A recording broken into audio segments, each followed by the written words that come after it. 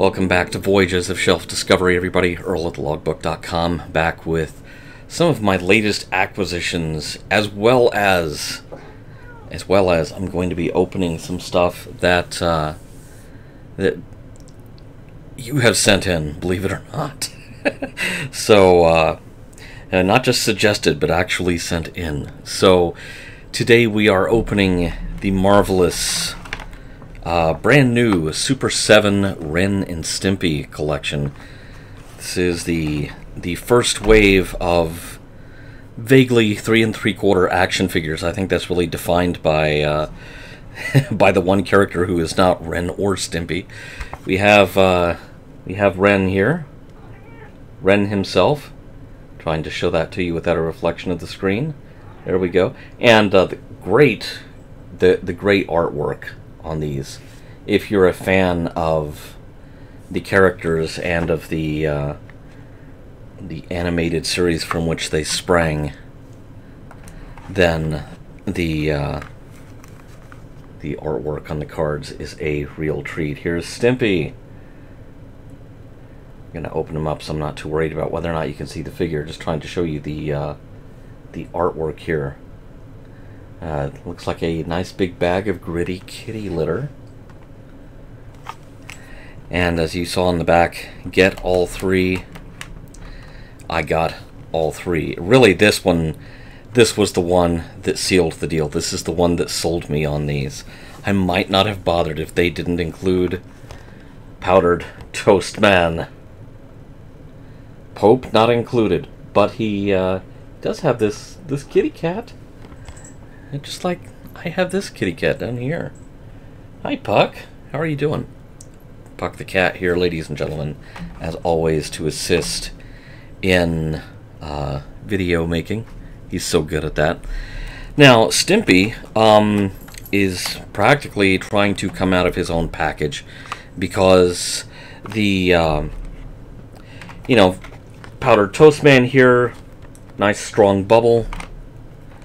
Ren, slightly flimsier bubble, but it stands out further from the packaging. Stimpy, being Stimpy, has this gigantic bubble, and it's very flimsy. There's no understructure to it. As you can see, the understructure that holds the figure ends right about there. And in fact, the bubble is already cracked. That happened before Stimpy even got here. So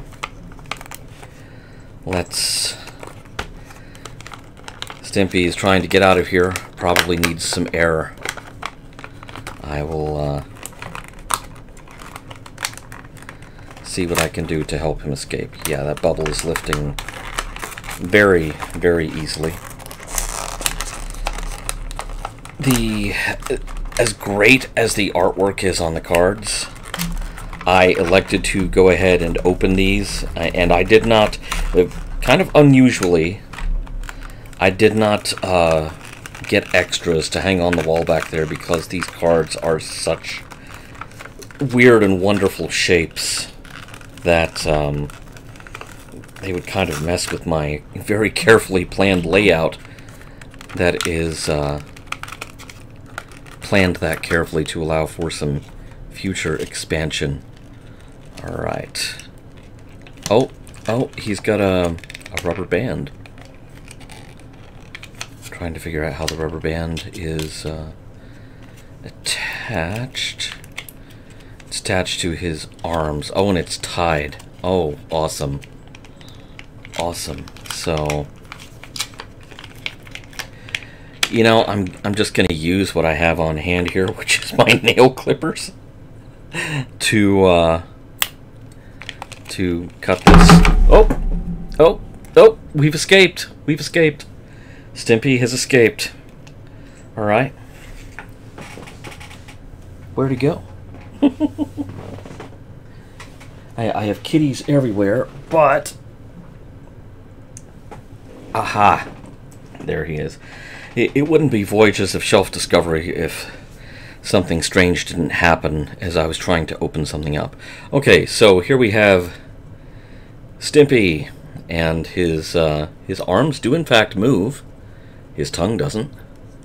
So, you know, that's about as far as his arms move because of the shape of his face. So, you know, I guess he's kind of going, "Arr," which is something you absolutely do not associate with Stimpy. His legs are articulated as well, so he can sit down or he can stand. Okay, perfect. Now the real trick is figuring out the balancing act that allows him to actually stand.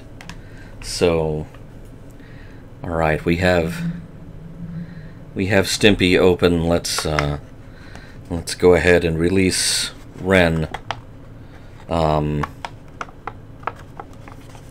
Yeah, the understructure that you know, the molded backing piece in there does not extend very far with Ren either. So his bubble is not as flimsy as Stimpy's bubble, but it is a little bit flimsier than Powdered Toast Man, who, you know, because of Powdered Toast Man's vaguely human shape, he gets a normal bubble and backing tray. So, alright, so we have Ren out of the package here. This time, okay, is he tied into the tray? Yes, he is also tied into the tray. Alright. Let's see if I can do this without dropping the brand new figure on the floor. And I only got part of it. There's one more strand that didn't get cut here because this is like double or triple wrapped.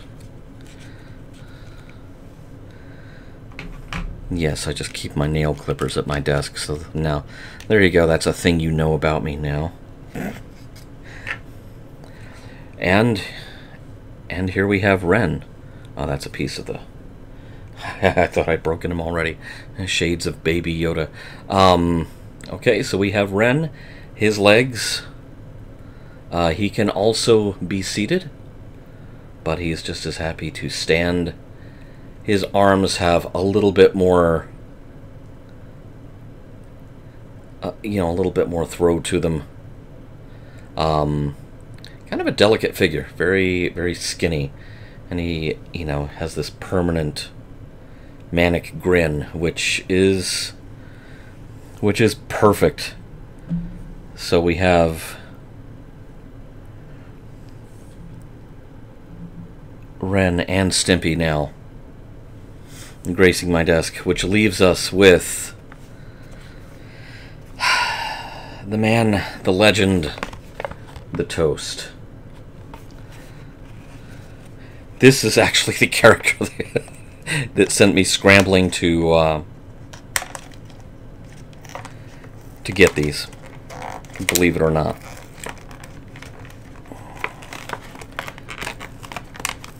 And his bubble is a little bit more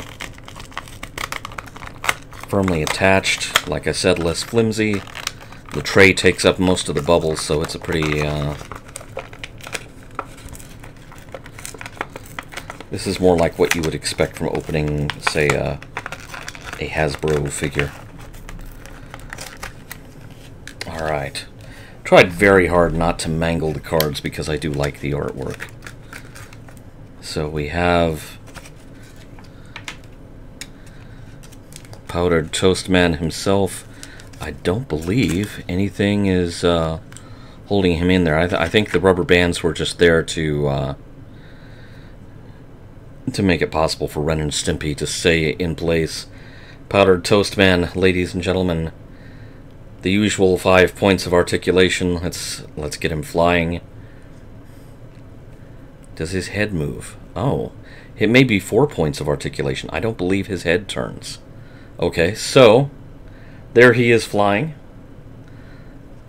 There he is standing. Not a huge amount of difference. Wow.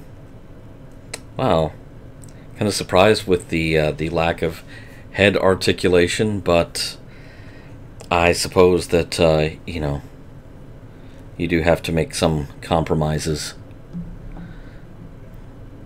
So there you have Powdered Toast Man, defender of truth, definitely a defender of tooth, and friend of children. Completely blew that joke.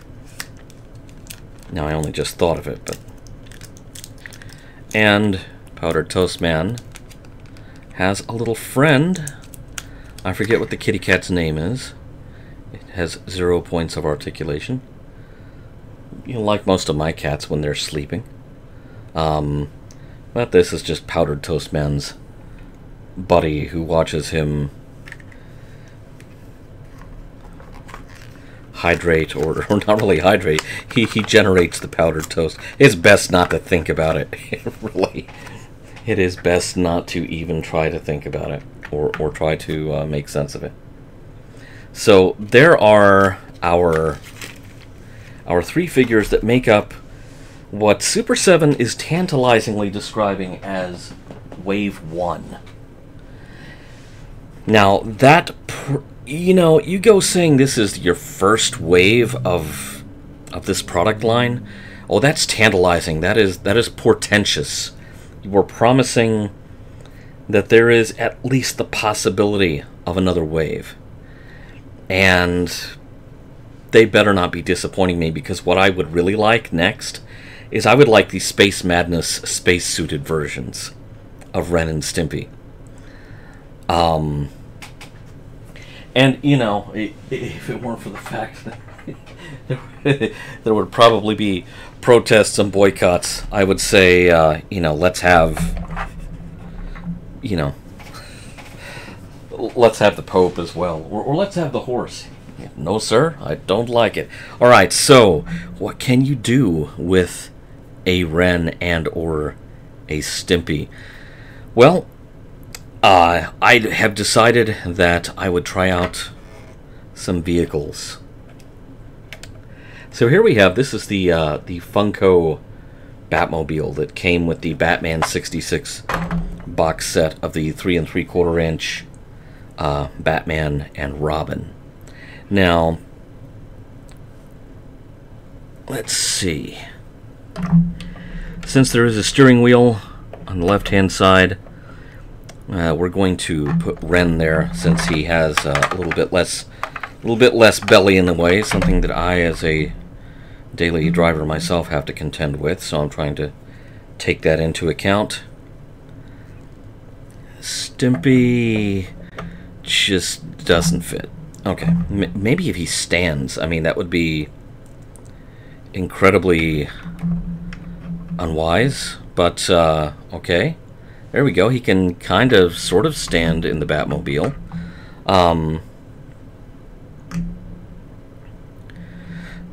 But I think that what we all really want to see here in the Batmobile, and don't deny it, who we really want to see behind the wheel is Powdered Toast Man. Driving the Batmobile. Does he?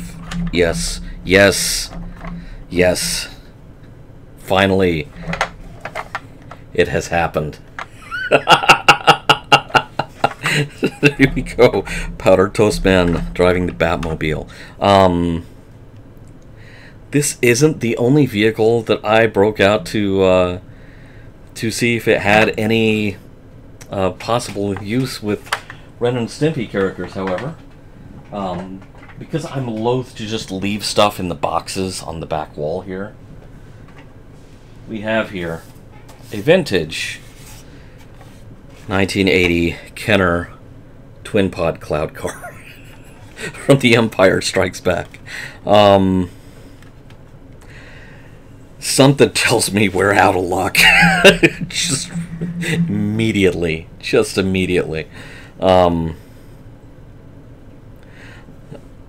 Number one, because of Ren's ears. Well, I don't know. I just don't think the cockpit's not gonna close over that unless Ren's head turns. And even then, the cockpit is not going to close over that, so he's going to have to drive around with the top down. Stimpy, buddy, you and me, pal, we need to go on a diet because, yeah, that ain't happening. That ain't happening. Okay. However,